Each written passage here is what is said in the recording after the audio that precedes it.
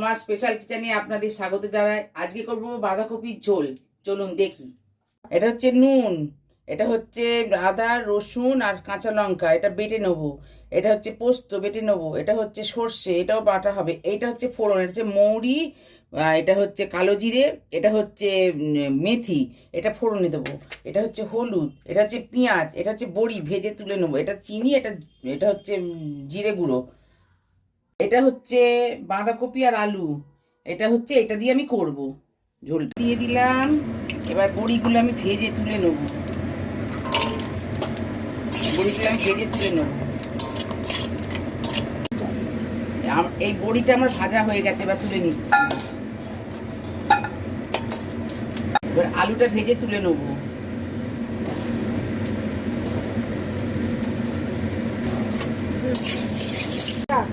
এই আমার আলুটা ভাজা হয়ে গেছে, আমি এবার তুলে নিচ্ছি। এবার এই তেলেতেই আমি বাঁধাকপিগুলো একটু ভেজে নেব।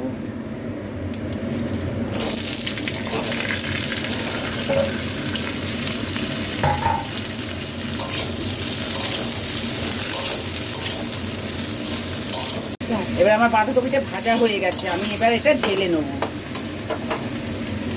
এইটা আমার মৌরি, কালো জিরে আর এই মেথিটা ফোড়ন দিয়ে দিলাম।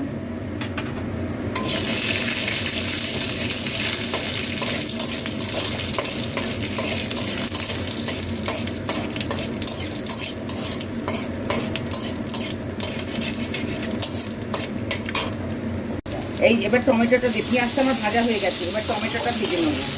টমেটোটা দিয়ে আমি এবার এই যে এখানে আছে আদা রসুন আর পোস্ত একসঙ্গে বাটা আছে, আর এটা হচ্ছে সর্ষে,